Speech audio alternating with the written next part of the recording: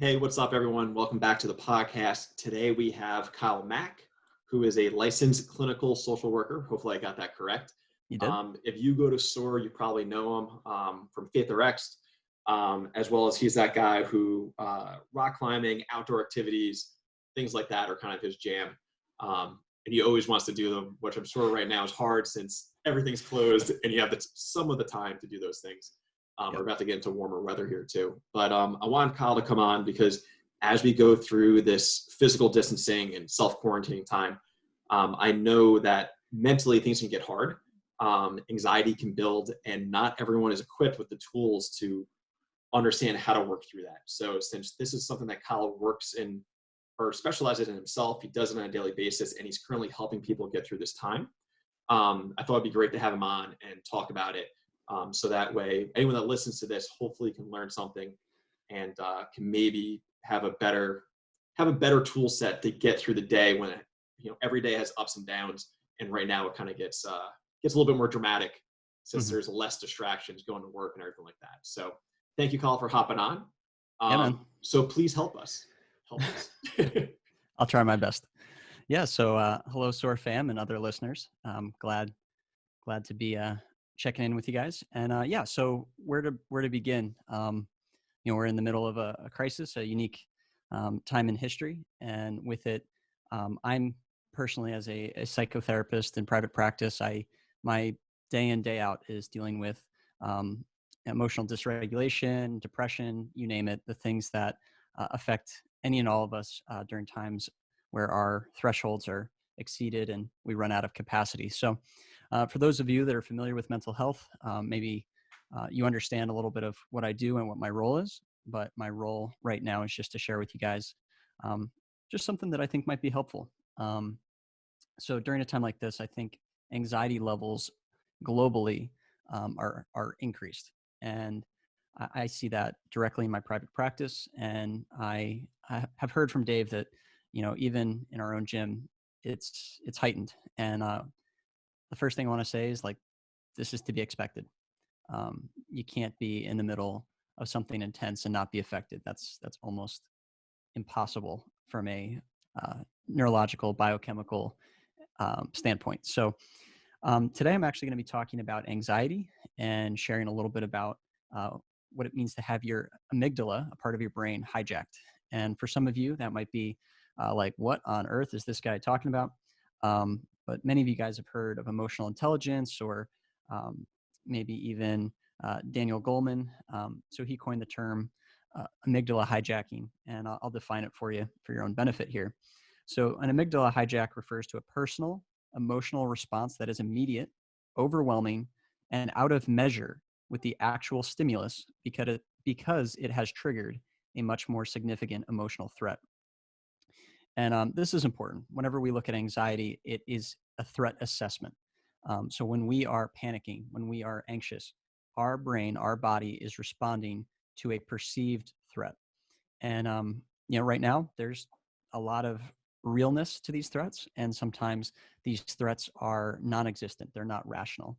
So it's really tough. And the first point I would make is that we need to develop and cultivate increased or better, improved emotional awareness. And I start a lot of my time off with patients, basically telling them what they don't know. And I know it's a little provocative, but it's how many of us have really been taught and studied what are the core emotions? What's the difference between emotions and feelings? And I think for many of us and many of you listening, you're I feel them, but I don't know what they are. I don't know what that is.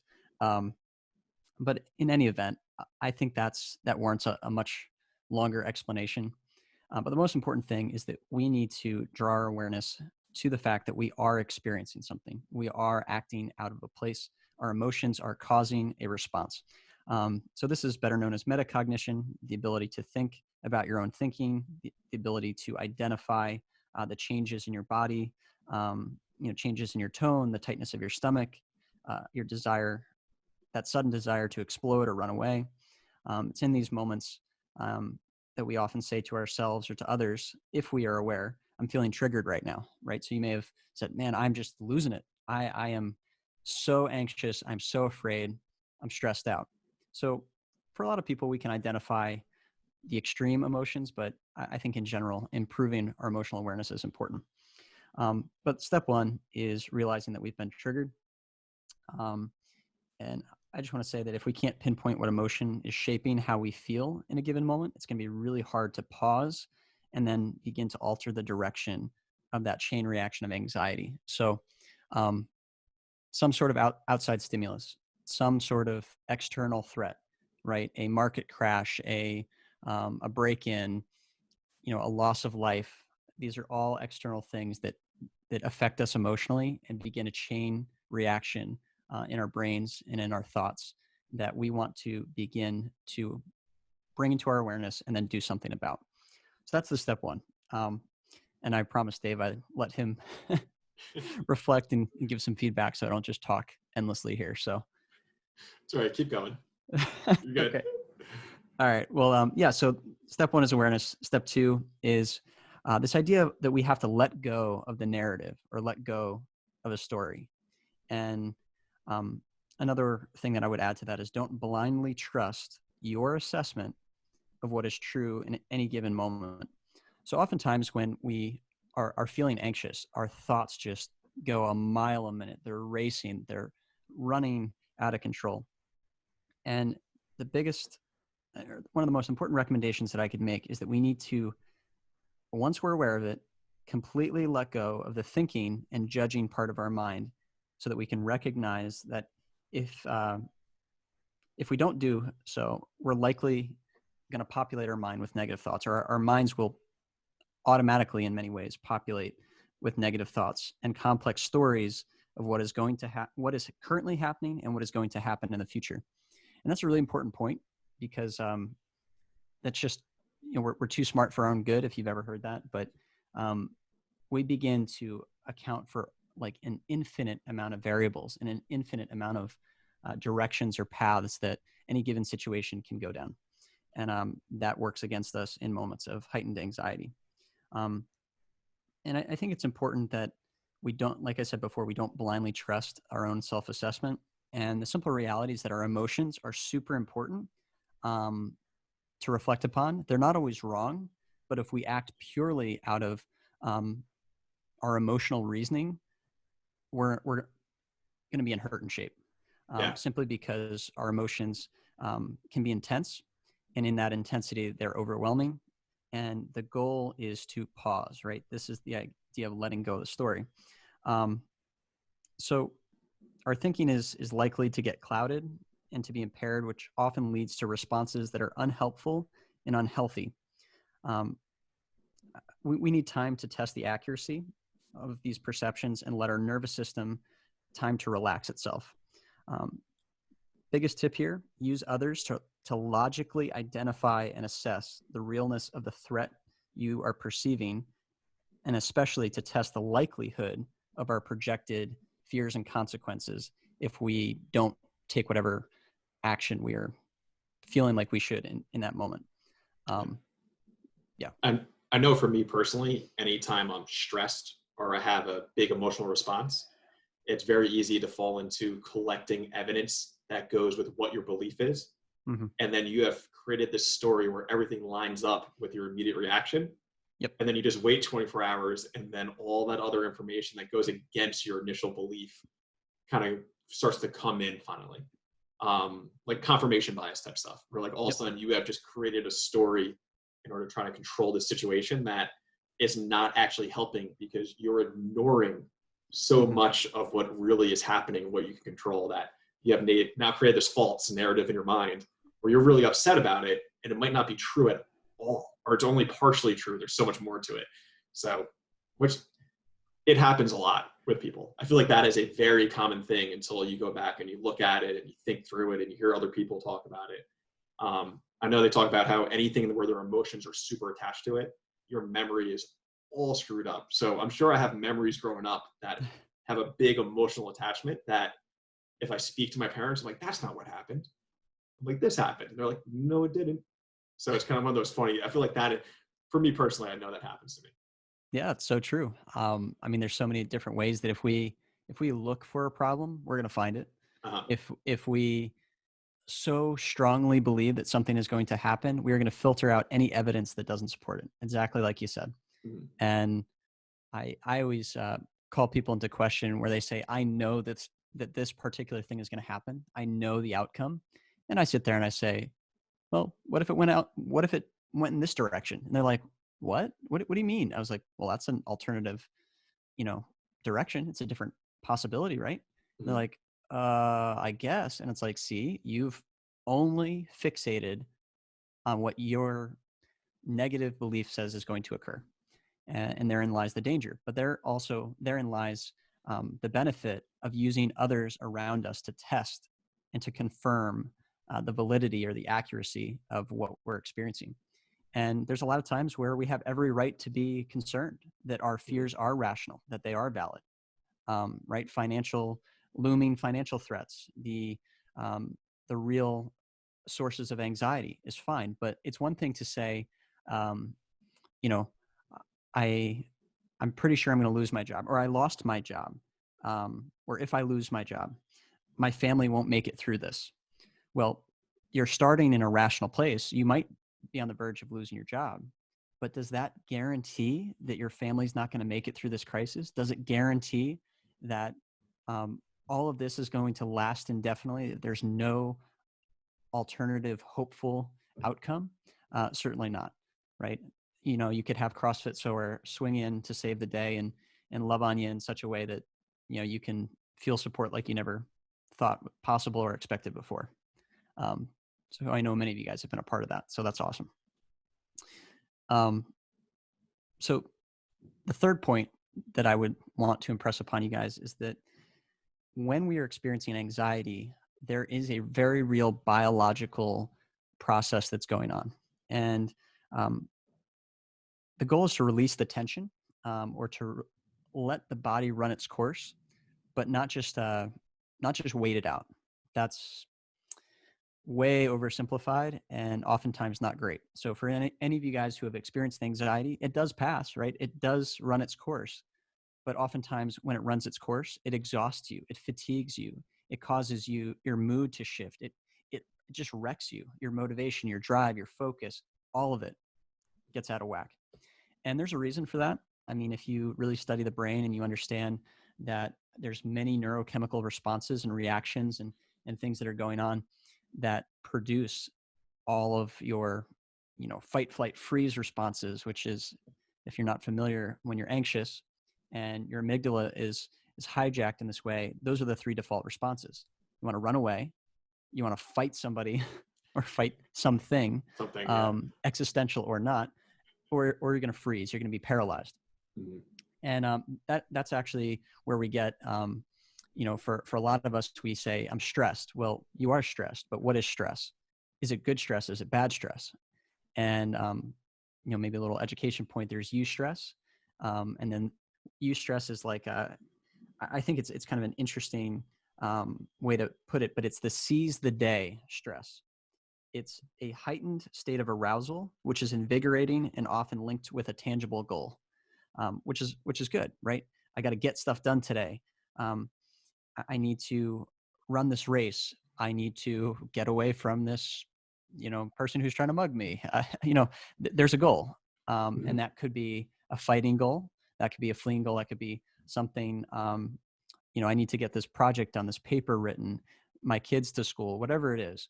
It's associated with a goal, and we can't live without stress, and we shouldn't have that as the expectation. You can't live stress free, but the end end result, if it's goal driven, there will be a relief. And that's an important concept to take away from here.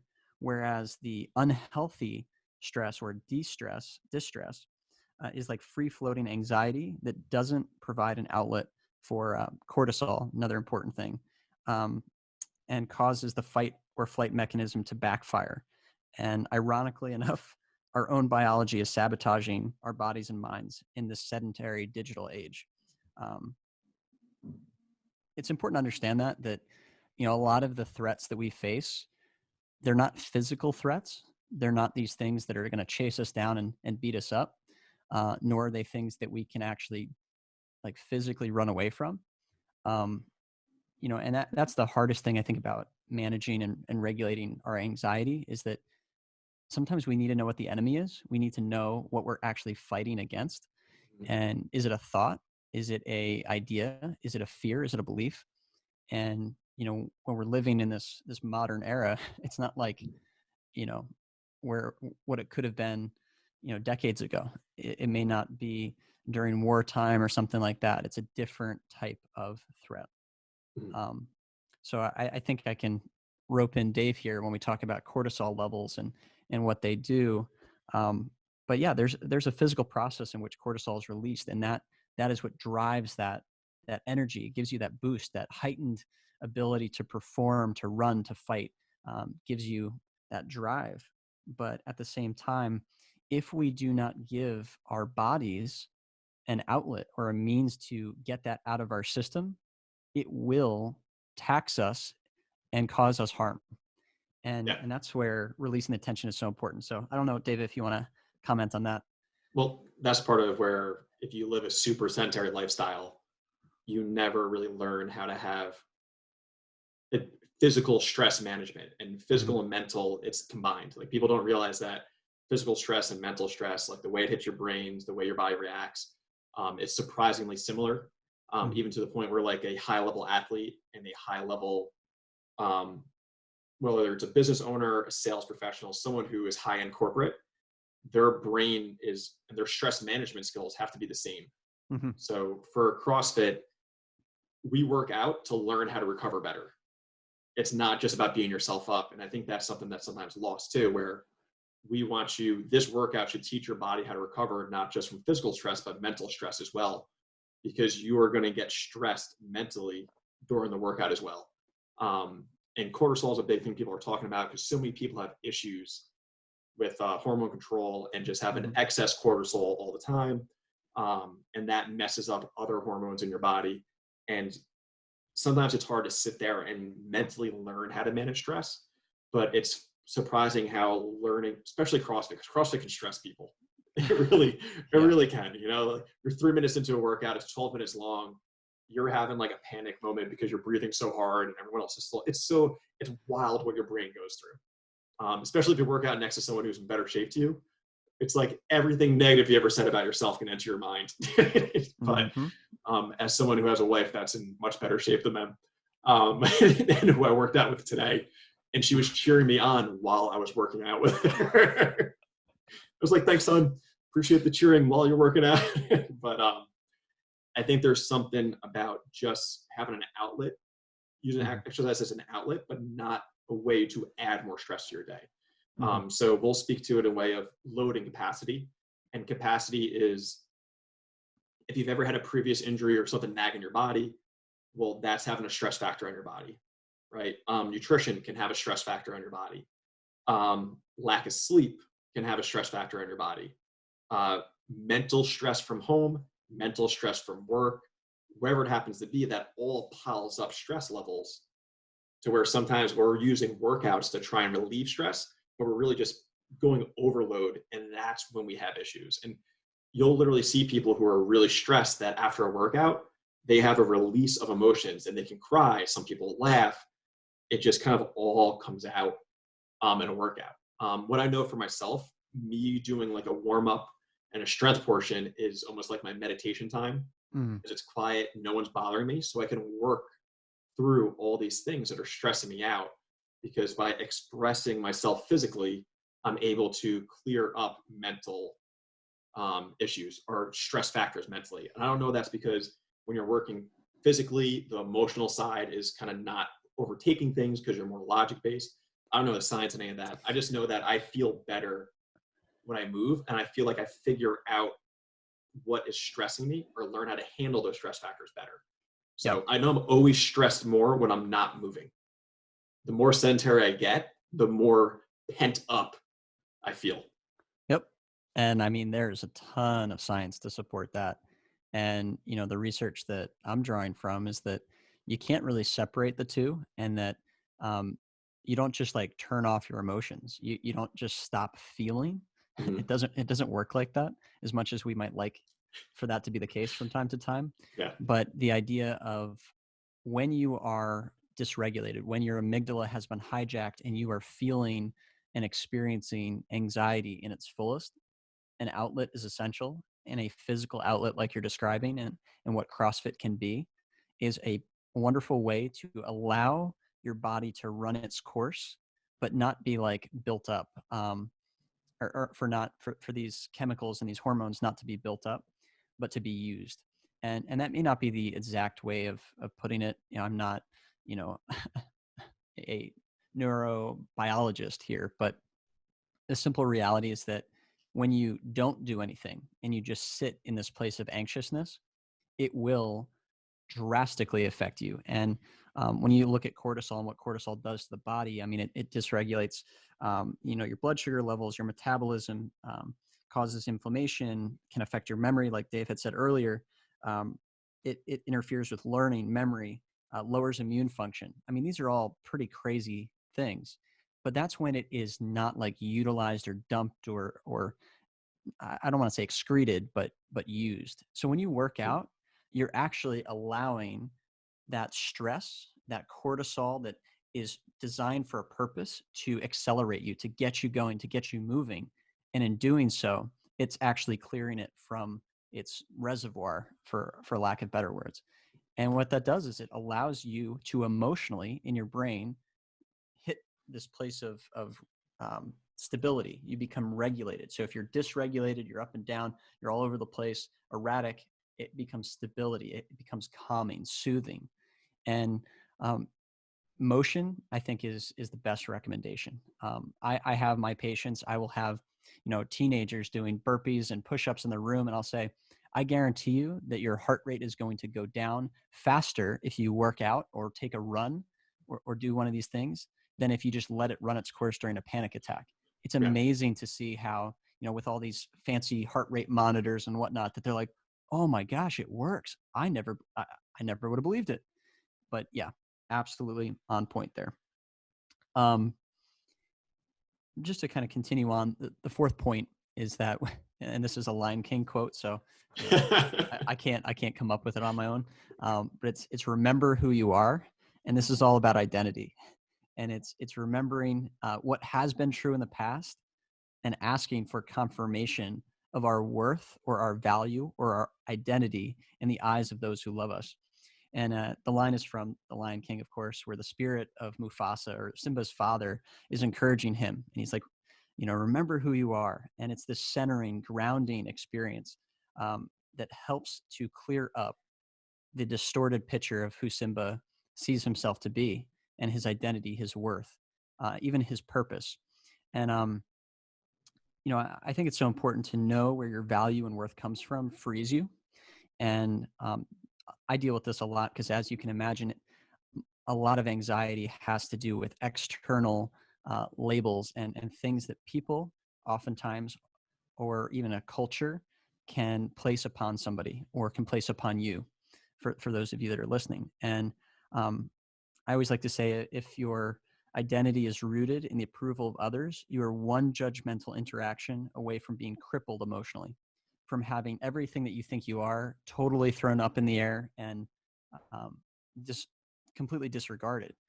And there's such danger in that, because then, we are just constantly, maybe we need to be socially isolated then and never see anybody, because if we seeing somebody means that we run the risk of potentially becoming dysregulated, anxious, and having our identities distorted. Mm-hmm.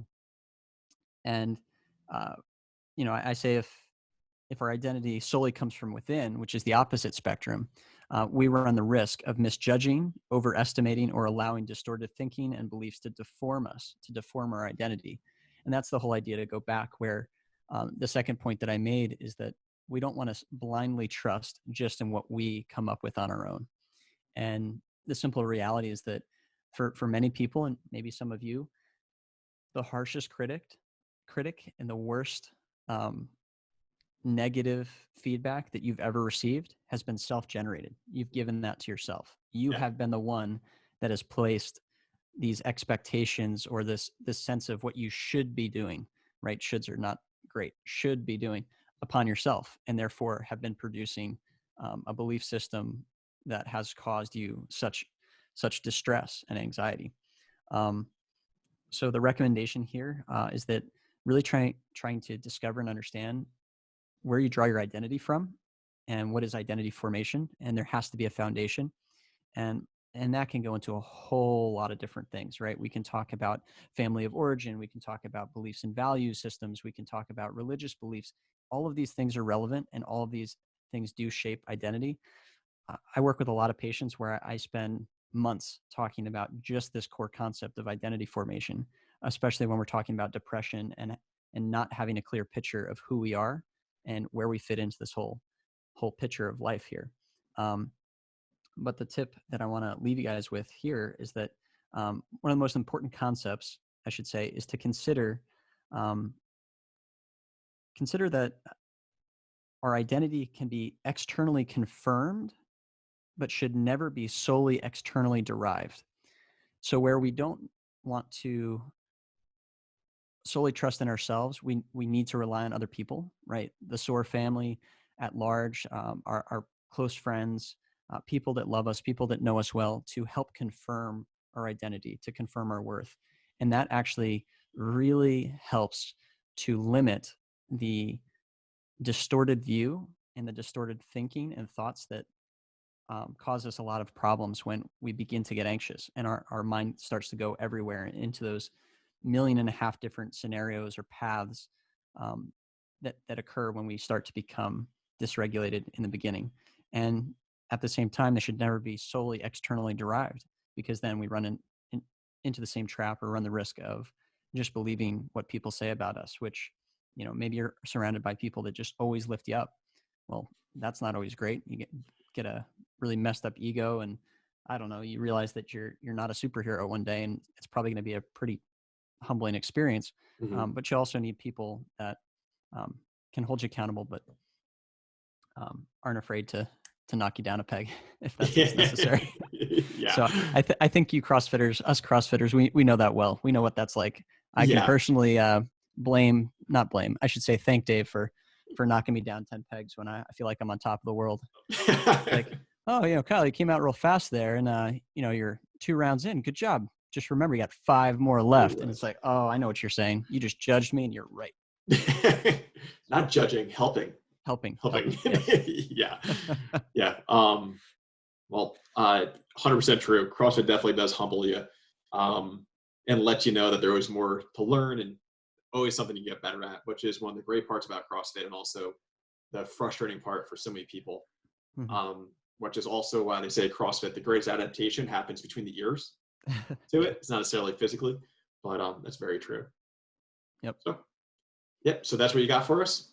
Yeah. I mean, that's just a little snapshot. When you talk anxiety, there's so much more to it. Yeah. But I just want to draw your attention that it's about, first, focus on self-awareness. If you don't know what's going on, it's really hard to change the direction.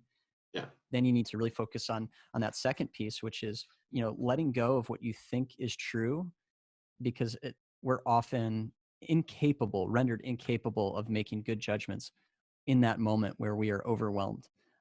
So delay that response. I mean, that's a huge core concept in a lot of things, right? What does it say? Like, wait 5 seconds before you respond, so you don't get fired or something like that. And then the third point is release the tension. Get out that, those hormones and neurochemicals, let them run their course, but in a targeted, directed fashion. I love the part about eustress, where if you have a goal, it's really going to help you purge your system of that unhealthy stress and actually do something of worth or value. And then, recognizing your identity.